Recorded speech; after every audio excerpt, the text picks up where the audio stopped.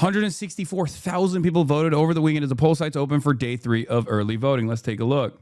So far, more than 160,000 ballots of boroughs. Yeah, New York City's mayoral race, surely one of the highest profile races in the country this election season. Pundits, politicians, for the president down, all trying to influence how New Yorkers vote. And there's still 8 days to go until Election Day, so still some time to sway voters those candidates are hoping for. And still, you, New Yorkers, still have to make your voices heard. So Eyewitness News reporter Crystal Cranmore is live for us at City Hall with each of the candidates and their agendas for today. Good morning, Crystal.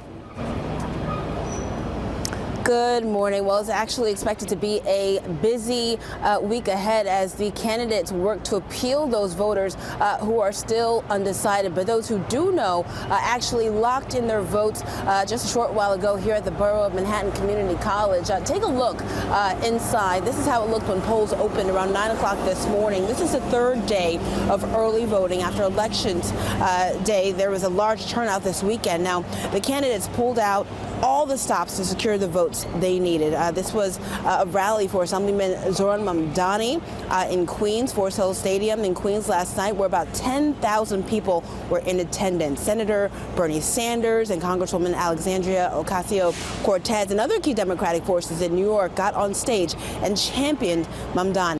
Meanwhile, Republican Curtis Sliwa spent Sunday visiting a Sikh temple in South Richmond Hill. He vowed to stay in the race despite growing calls for him to drop out. Now, former New York Governor Andrew Cuomo, who is running as an independent, was with the Jewish community at the Kew Gardens Hills Library. More than 300 people attended that event. Now, Cuomo and mayoral frontrunner Mamdani have been clashing over questions about support for the Jewish community and allegations of Islamophobia introduced into the race. We talked to voters who tuned out the noise and locked in their decisions early. Got to focus on the facts, and the fact is, to run New York City, you got to be able to run a business. And as a small business owner, it really feels necessary to have some business experience to run the city of New York. I'm excited. I think the whole world is watching this election, and I'm a proud New York voter. I think it's an election about change, bringing in a new generation of leadership, and pushing back to give working families a chance in the city. And the candidates are back on the campaign trail today. Zohran Mamdani is expected to meet with voters at a polling site on the Upper East Side at noon. Meanwhile, Curtis Sliwa is expected to be at a rally on Staten Island. I think the fact that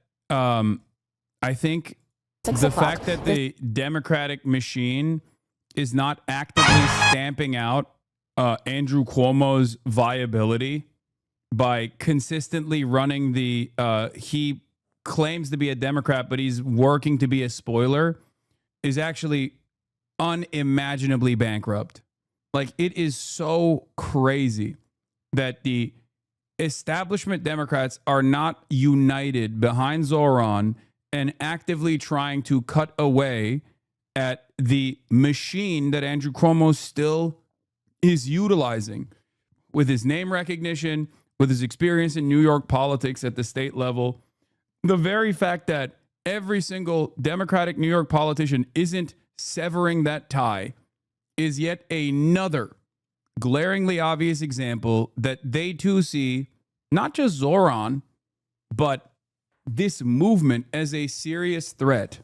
They see the success of this movement as a serious threat. They see this people-backed candidacy. They see this people-backed candidacy as overthrowing the elite capture within the Democratic Party, because God forbid Zohran is successful.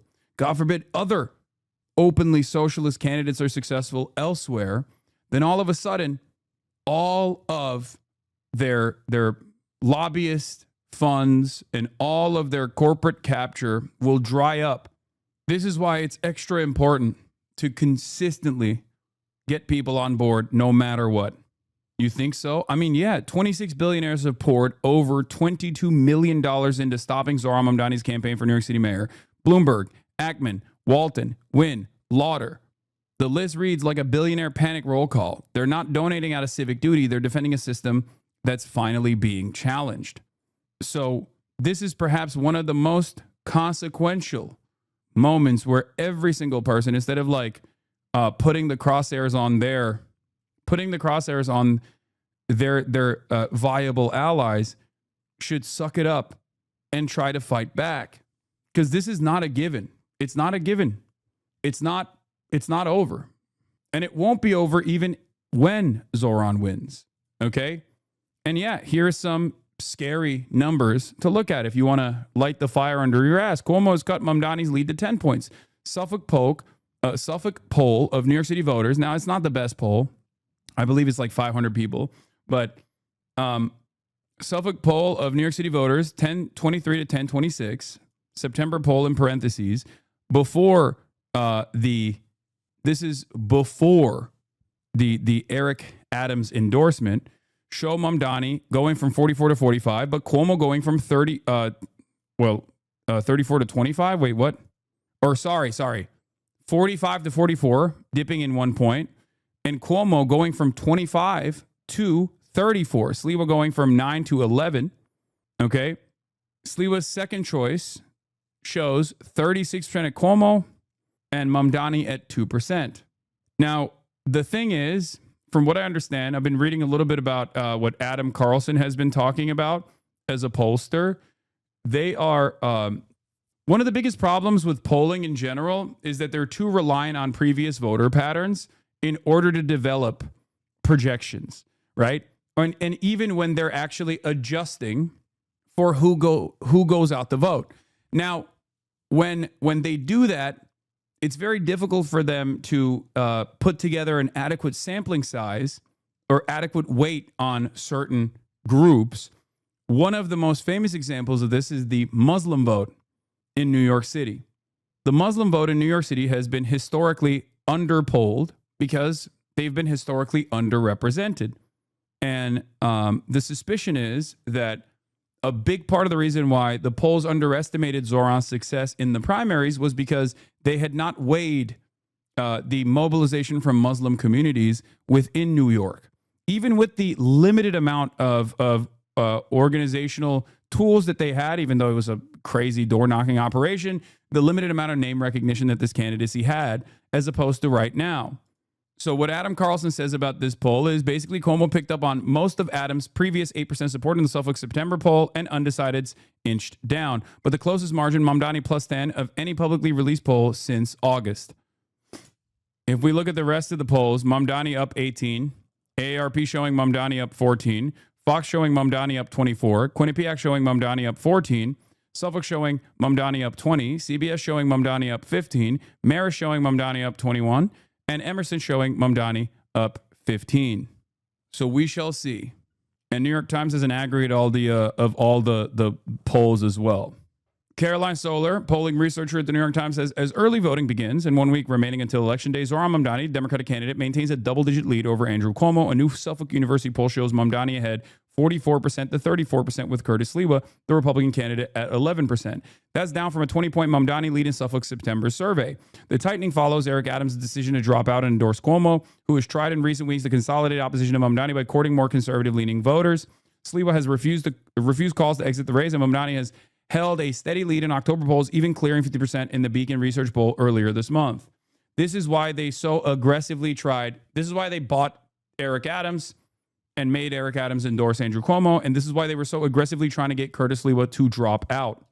And the reason why they were trying to so aggressively get Curtis Sliwa to drop out is because, once again, it is literally hitting you in the face.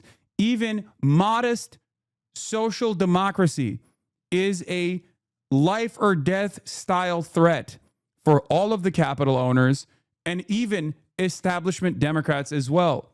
How can you look at the situation where it's very clear that victory is within the crosshairs for someone who wants to move the needle in the left position by very little, that all of these people are screaming from the rooftops about what a danger this presents. And they are trying to channel all of that frustration. They are trying to do everything in their power to disparage this person by any means necessary. And there are still people who are like, nah, this is actually 100% a captured. This is a person who's trying to sedate the masses and make them comfortable with the Democratic Party so that, American workers are still invested in the bourgeois Democratic Party and will never actually have revolutionary feelings in their hearts. These are the polls of the New York City mayoral primary, including simulated ranked choice voters for the first and final rounds of voting. So just remember, there was only one poll that showed Mamdani up +5, and every other poll showed Cuomo with varying degrees of different leads. So all of them were wrong, but that doesn't mean that these polls are now weighing Mamdani's chances as much higher than before, because they do adjust quickly, right? Pollsters will oftentimes very quickly restructure how they are weighing certain demographics. Michael Lange says, my thoughts on the first 2 days of early voting: fear-mongering, Cuomo bump in wealthy Manhattan. Black and Hispanic turnout is low. Solid but unspectacular GOP turnout. Commie corridor starts slow, finishes strong. Brownstone BK, huge numbers for Z. More age-related thoughts. Voters 55 plus are 51% of the electorate. Voters aged 25 to 34 are now 16% of the electorate. Plenty of older voters are Republicans. Sliwa's best demo is 65 plus whites. Gen X and boomers are ahead, but Cuomo needs more. Age data means little without districts. Emil Habibi, thank you for the 5 gifted subs. Do you think Zohran would be cooked if Sliwa dropped a long time ago? I wouldn't say he'd be cooked, but he would have a much tougher go at it, I think. Because once again, this is what happened to Bernie as well in the primary. But this time they failed in the primary because they underestimated Zohran. But now they're doing it in the general. You have to understand, like, the struggle will continue even after the electoral victory, because the same interests that actively are trying to stop this, before the election takes place, are not going to just sit quietly and idly and wait for Zohran to become a successful mayor. They will every step of the way. They are going to undermine him because these people have no investment in the betterment of people's material conditions. They are playing a game of domination. They want to make sure that you do not have hope. They want to cut this before it becomes a larger problem. The bigger the win for Zohran, the more Democrats are likely to fall in line. If this is closer than expected, it's not good for Zohran's term. We need a massive turnout. We need to get it over the 50% mark, make it a blowout. Exactly. I think shows of strength, such as last night's events, is very good, because then the Democratic Party's elite see the momentum and the mobilization, the capabilities that a left flank candidate has. It makes it impossible to deny. It makes it unavoidable. It makes it a reality. Okay? We can't leave this stuff up to luck. Clearly, let's really be honest, Mamdani wins the election and takes office, Trump will immediately send in federal agents and the National Guard to ostensibly combat crime/immigration and spend every day trying to provoke New Yorkers into unrest. This is in addition to the billions of federal money he's already pledged to cut off. And I believe their threats of deporting Mamdani are very real and should be taken seriously. Cuomo and his donors constantly make not-so-veiled threats premised on these dynamics. What would be useful is if our media explained this motivation and strategy of tension while reporting on this inevitable crackdown and provocation, rather than running with Trump's completely nominal aim of fighting crime or legal immigration. This will not likely happen, of course. One recent template is Trump's bogus claims to be taken on narco-terrorists and drug cartels while he attempts to provoke Venezuela into a regime change war. A drugs framing everyone from the New York Times to the Atlantic accepts and runs with, despite its obvious fakery. Fox's TikTok comment section is pro-Zohran.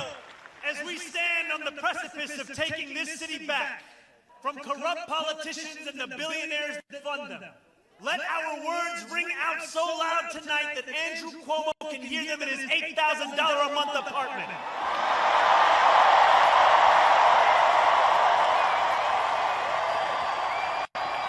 Let them ring so loud so that he can hear us even if he's in Westchester this evening. Let them ring so loud that his puppet master in the White House hears us.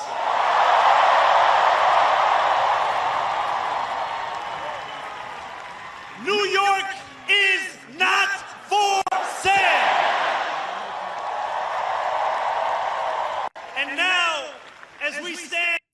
So that was posted on the Fox News TikTok. Now let's look at the comments on Fox News TikTok. Fox posting this like it's supposed to make me stop liking him. Can we change the rules so we can run for president, please? I'm so jealous of New York right now. Fox posting is the rage bait Cuomo. Free New York from APAC. Look at the people behind him. All Muslims. We are in trouble. The name is Mamdani. His decency brought back enthusiasm to the election. One comment that's negative and weirdly suspecting that the Sikh people behind him are Muslim, you know, racialized Islamophobia as always. And then the rest are like, can he be president, please? Zohran's team also came out with a Fox News ad, and I think that's pretty brilliant. My radical, in air quotes, agenda. Let's take a look at that. He is a communist. Hey, I'm the actual Zohran Mamdani, not the guy they talk about on this channel. My radical agenda? Turn the page on the billionaire-backed politics of Andrew Cuomo. Make the city affordable, tackle government waste, keep New York safe, and deliver on our promises. With universal childcare, rent that you can afford, and a property tax system that actually makes sense. So don't be fooled by the noise. This is who I am, and you're who I'm fighting for. Paid for by Zohran for NYC. He also has a decent amount of money as well. And I think that when you pair up good policies, and you can bankroll said good policies with a broad media campaign, something that Kamala Harris failed to do because she did not have the good policies. She did have the fat purse, right? I think you can overcome these odds. Don't get false optimism laws. TikTok, I always see liberal comments, even on Fox. I know. I'm just pointing to the fact that Fox News' message is supposed to resonate with Fox News TikTok watchers. There's plenty of right-wingers on TikTok. Squirrel made a decent comment on Islamophobia. I suspect that they're saying the same thing that I've been saying, which is that Israel defenders and Israel in general realize that they can't actually win people back to loving Israel. But what they can do is disparage Muslims. They can really tweak the dial on Islamophobia and therefore make people fearful of Muslims, and then make it seem as though, you know, Israel is fighting against Muslims. Like, I don't really like Israel, but I guess they're fighting Muslims and I hate Muslims. That's it. Elon Musk has recently turned on the Zionism dial on the algorithm to the max for his daddy Netanyahu. This post was immediately targeted by Zionist Israeli boss and troll farms, and they've been posting the same script nonstop since. It's instructive to look at what they all say. Two main repeating lines, aside from the typical classic Hasbro bull about how Palestinians are intrinsically violent and subhuman, is the obsessive focus on immigration and Muslims. That's the new strategy. We're going to do a war on terror 2.0 Hasbro operation in the U.S. and West and just ramp up the most insane, deranged Islamophobic racist bile imaginable. That will make them forget about our genocidal mass slaughter and rape of Palestinian babies, toddlers, children, girls, boys, and women. Creating huge, vast, fake AI-run accounts that mimic real people, preferably women and minorities, so we can pretend we have deep organic support among broad swaths of the population, and then give them all the same script to repeat everywhere on Twitter, Instagram, Facebook, YouTube, and of course TikTok that they now directly own. OMG, Muslim Islamic invasion. OMG, Muslims. OMG, invasion by Browns. The jihadi Browns Muslims are invading you. Oh my God. Oh my God. There has never been more disgusting, depraved, shameless creature than the genocidal Zionist. Former U.S. envoy to combat anti-Semitism, Eli Kohanim, says, never forget, early voting begins today. Vote Andrew Cuomo and save our city. I mean, this is insane, right?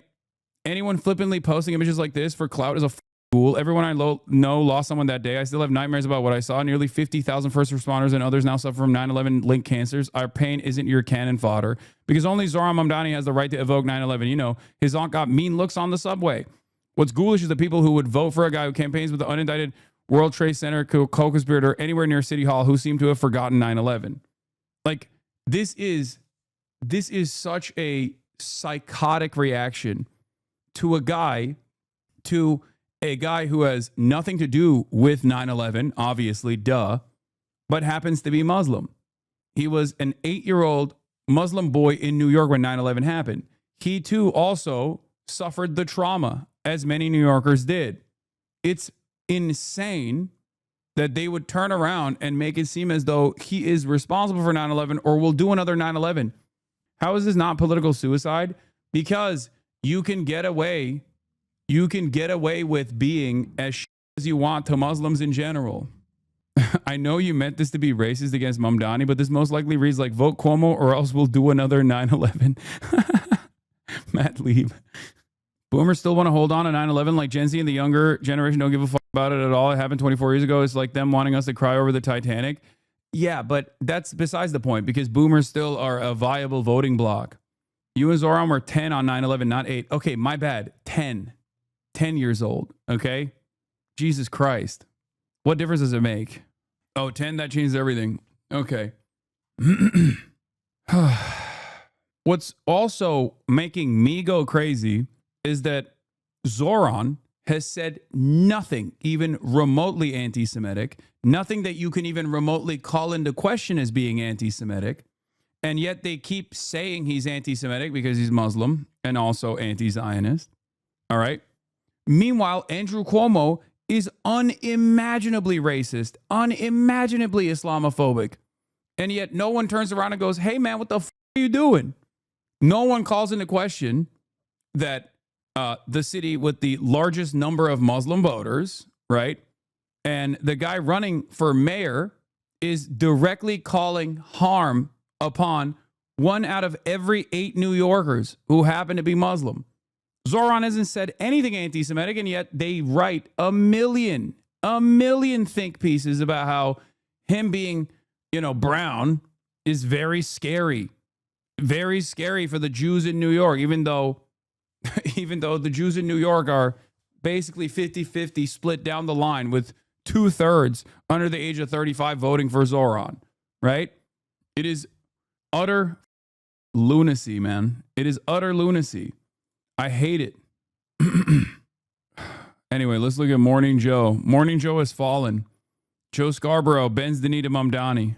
Mamdani, there I did it right, and they've been Bernie Sanders. And what do they have in common? They have a populist message, and yes, people can say, oh, they're socialists, they're socialists, they're socialists. Yeah, they said that about Barack Obama, too, and he kicked Republicans' ass twice. So it's that populist message that they're putting out there that even there are times that even Steve Bannon goes, yeah, what AOC's saying there, I agree with. And a lot of people, like in the populist wing of the MAGA party, agree with a lot of that stuff, too. Same thing with Lisa Khan and what she was doing about breaking up monopolies. There is a lane for populist Democrats. How'd you f up Lena Khan's name? He's like, well, I got one of the brown people's names right. Also, it's not even like an exotic name. You know what I mean? It's Lena, not Lisa. That's so funny. God damn. This guy is supposed to be like, this guy's been in the media for so many decades, bro. He's been a fixture of political commentary for as long as some of these chatters have been alive. And he's still up these names. He's got like 30 different producers in his ear and shit. How do you mess this up? Democrats to run in and to win. Mamdani. Anyway, whatever. It's fine. Oh, this was really funny and also unironically anti-Semitic. Every time I hear Mamdani's anti-Semitic base shouting tax the rich, what I really hear is they're saying tax the Jews. They are obsessed with bashing Israel and wealthy Jewish New Yorkers like Bill Ackman. Connect the dots. Yeah, they want to implement jizya, but just for Jews in New York. They want to do Jewsya. Governor Kathy Hochul, going along with this is repulsive, and having Jewish Bernie there for cover redefines the phrase useful idiots. This whole thing really gives me the creeps. Just vote Andrew Cuomo tomorrow if you haven't done so already. Let's send the message that hate has no place in New York. This is one of Cuomo's closest advisors, by the way. It doesn't surprise me. It's really interesting to see people not get that the whole point of tax the rich chant is to disguise an anti-Semitic trope. No, when people say we must abolish billionaires, if you automatically go, no, you're actually being anti-Semitic. Ironically enough, you're the one who's doing the anti-Semitism. When people say tax the rich, that means tax the rich. Okay. That is so stupid. This is like anti-Semitism is the socialism of fools, but reversed. Okay. Socialism is the real anti-Semitism. That's awesome. This woman is Catholic, bro. Of course. How the fuck They just now figuring this out. You were screaming at them the whole election cycle to run a populist message. We wouldn't have gotten Trump if they had listened to the broad political will. Now we have a fascist regime, and who knows if they'll leave power. Yeah. Maria Dancillo is 100% correct. I'm reading Raoul Hilberg's The Destruction of the European Jews, widely considered to be one of the definitive examinations of the Holocaust. In his book, Hilberg confirms that tax the rich was the main slogan screamed by rampaging Nazi mobs on Kristallnacht. In the tome's most important revelation, Hilberg also explains that the correct translation of Arbeit macht frei is in fact tax the rich. Okay. Moen is being silly and sarcastic, but I don't think people take that. I think people don't have the capacity to understand sarcasm because they are hysterical.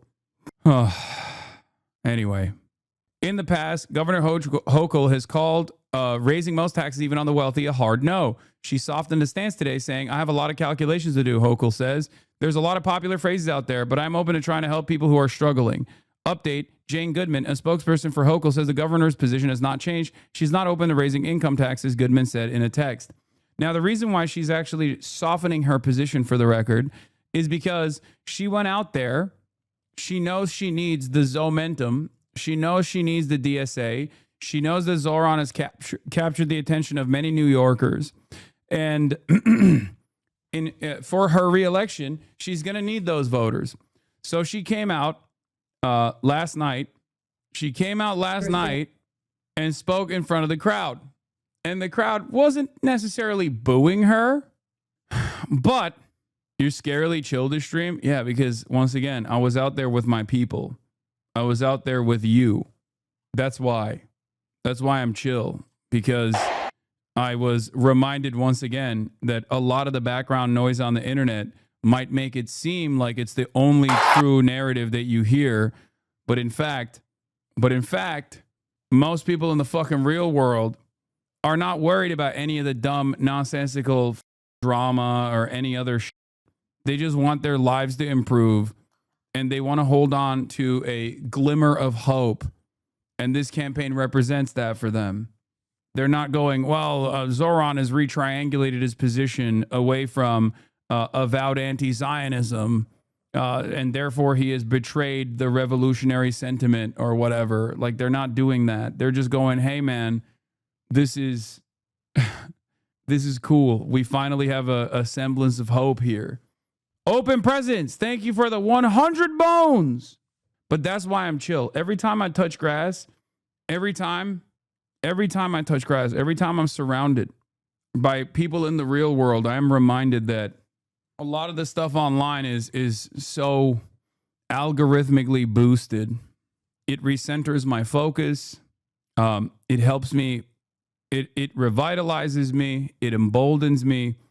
It helps me remember that this kind of message is moving across generations, and it can lead to productive mobilization, organizing that's productive. Anyway, here's crowds chanting, tax the rich, as New York Governor Hochul spoke at the New York is not for sale rally last night.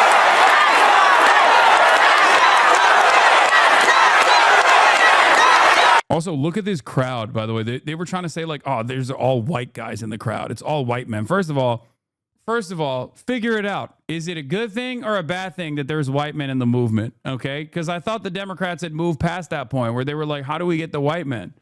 Now they're like, actually, it's there's too many white men in this crowd. It's not diverse. It's not diverse.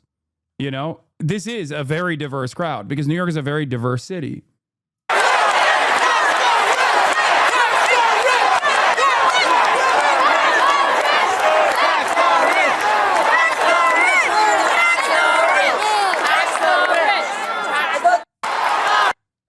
I was there. I am black. I was chanting with them. Yeah. I mean, we saw the HasanAbi has out there incredibly diverse. It wasn't all corked up white boys in the way that many people say it is. In the way that many people in this community sometimes say it is, you know? It's just not. It's not like that at all. Yeah, I know. Melissa DeRosa, another Cuomo acolyte, said, in a crowd that includes Hasan Piker, Jeff Colton was there filming, says, the crowd chants at Hochul, not with Hochul, tax the rich, tax the rich. Then Hochul turns around and says, I hear you, Hochul says after several rounds of tax the rich. I love to see this energy and the passion. Mamdani comes out on stage for the first time tonight to hug her and raise arms in triumph with her. He literally had to come out and get the people not to yell at her. When you're faced with that kind of support for a key policy, when you are faced with that, it's quite difficult for you to deny that there is momentum coming directly from the masses in this direction. Okay? Yeah, look, what a year. This is how it started. And this has happened in just a year. Things can move so rapidly. Okay? You never know. This is why, I mean, it's falsely attributed to Lenin, but you know, there are decades where nothing happens, and then there are weeks where decades happen. You help with this? I didn't help with this. You did. You all did. I'm one person. I'm nothing. Without all of you that are not only tuning in, but then also going outside and knocking on doors, okay? I'm just one guy chirping. I'm just one guy chirping in the wind. That's it. Because of you, I traveled from Germany to go canvas for Zohran. Hell yeah. Not true. You open people's eyes, including mine. I know, but if you, remember, if you weren't charitable, if you weren't open-minded, if you didn't go on your own journey, okay, of self-reflection and self-criticism and change your attitude, and then on top of that, decide to mobilize, this wouldn't work. That's it. That's what I'm trying to explain to you. Without you, I am irrelevant, okay? And without all of you, Zohran is also irrelevant. Everyone plays a role here. Yeah. Jeff Colton, Hasan Piker entered through the media entrance and wore a media sticker the whole time. We know that because he live streamed the whole thing. Hopefully other campaigns would also let him in under similar circumstances.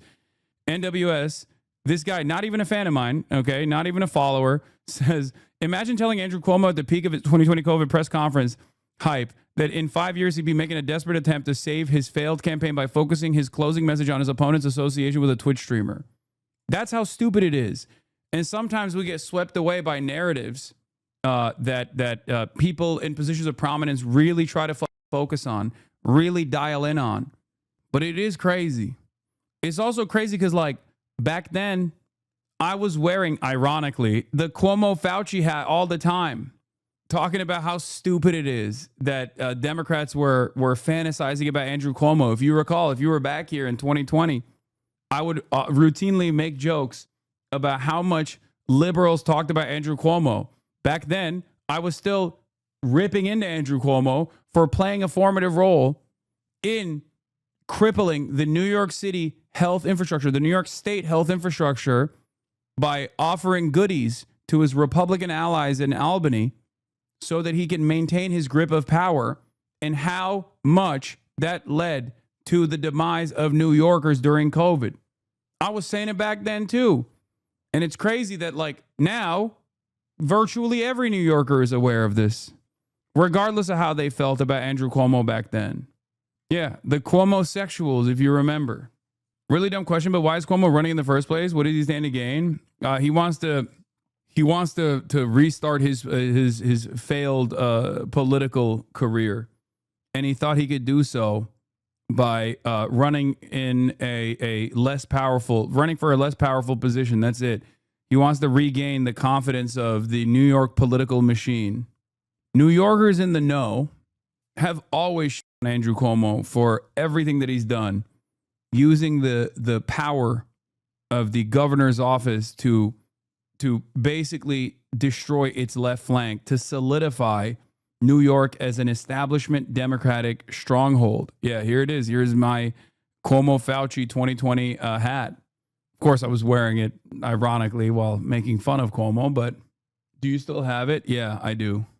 This is Muslim terror. Deport them all. Like, this is what I mean. This is what I mean. This is what I mean. This is what I mean. Like, Randy Fine is a congressperson.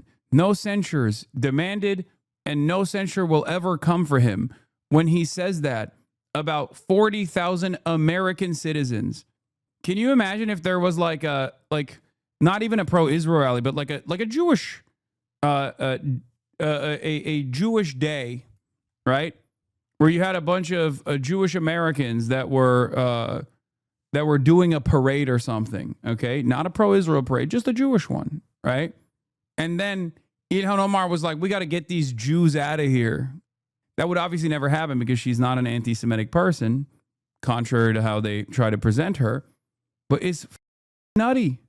It's nutty how much you can get away with when you say shit like this. You can just say like this all the time, all the time, and it's perfectly, it's considered perfectly fine. Look at his bio: husband and father, proudly serve in Florida's 6th congressional district. Pronouns Hebrew/Hammer. Yeah, his blood pressure is not so fine. I know. This is Randy Fine. For those of you who don't know, has any Republican ever disavowed Randy Fine? No, of course not. Has there ever even been calls to disavow Randy Fine for what Randy Fine is saying every single day? No. It's the same double standard. David Bernstein. He's also good friends with, going back to the Jeff Colton tweet, who said, Hasan Piker entered through the media entrance and wore a media sticker the whole time. We know that because he live streamed the whole thing. Hopefully other campaigns would also let him in under similar circumstances. David Bernstein, he's also good friends with and a strong supporter of Mamdani, and the latter hasn't taken the slightest move to distance himself from this anti-Semitic, America-hating leftist. Once again, if I hated America, I wouldn't live here. I have the opportunity to live wherever the I want. Okay? And I am definitely not anti-Semitic. I'm fine with Hasan, but the fat phobia is mad annoying. Wait, what? Fat phobia? Oh, because I showed Randy Fine? Come on, chatter. You're drawing that conclusion on your own. I didn't even say it. Sometimes I do, but goddamn. Yeah, wait until he finds out he was also the DNC. Is he going to call out AOC and Bernie Sanders for appearing with Hasan as well? Is his only concern the Muslim who's beating his ass? I could have swore I saw Hasan Piker on the stream from DNC last summer. Jeff, the extent to which you carry water for the Mamdani campaign is pretty remarkable. Incredible stuff. So yeah, if you're wondering why Kathy Hochul, this was Kathy Hochul's response, by the way. She claimed she didn't know what the crowd was chanting last night. They were saying, "Let's go Bills." I thought they were saying, "Let's go Bills." I wasn't sure. I mean, when you're up there, I heard some noise. I heard a lot of cheers. But later on, it became clear to me that I know there's passion for that. I mean, I went in there as the leader of the Democratic Party, whose job it is to unify behind the Democratic nominee.